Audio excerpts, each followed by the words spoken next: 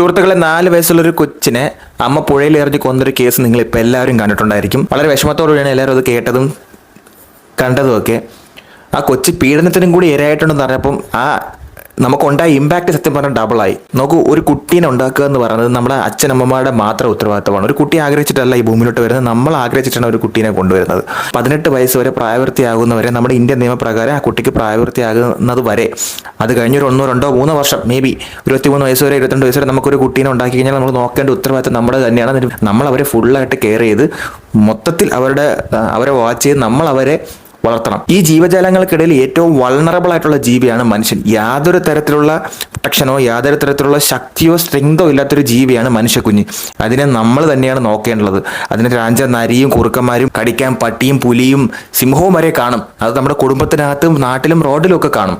അപ്പം അതിനെ പ്രൊട്ടക്ട് ചെയ്യാനുള്ള ഉത്തരവാദിത്വം അച്ഛനും അമ്മയ്ക്കും തന്നെയാണ്. ആ കുട്ടിക്ക് ചുറ്റും നിന്ന ഒരാൾ പോലും ആ കുട്ടീനെ കൃത്യമായി പ്രൊട്ടക്ട് ചെയ്തിട്ടില്ല എന്നുള്ളൊരു ഉത്തരവാദിത്വം എന്നുള്ളൊരു ഉദാഹരണമാണ് ആ കുട്ടിക്കും ഉണ്ടായ മരണം. പിന്നെ ഇതുപോലെ മാനസിക വൈകൃതമുള്ള ആൾക്കാർ നമുക്കിടയിൽ ഒരുപാടുണ്ട്. ഇവരെയൊന്നും നമുക്ക് കണ്ടുപിടിക്കാൻ പറ്റില്ല.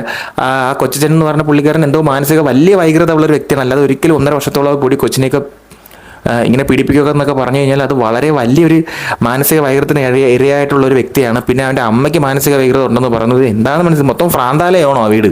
അതിനകത്ത് എന്തിനാണ് ഒരു കൊച്ചിനെ ഉണ്ടാക്കിയത്? ശരിക്കും ഇങ്ങനെയുള്ള ആൾക്കാരൊക്കെ നമ്മൾ നേരത്തെ തന്നെ തിരിച്ചറിഞ്ഞ് അവരെ സമൂഹത്തിന് ഒറ്റപ്പെടുത്തി അവരെ മാറ്റി നിർത്തി അവർക്ക് വേണ്ട ചികിത്സകൾ കൊടുക്കുകയാണ് ചെയ്യാനുള്ളത്.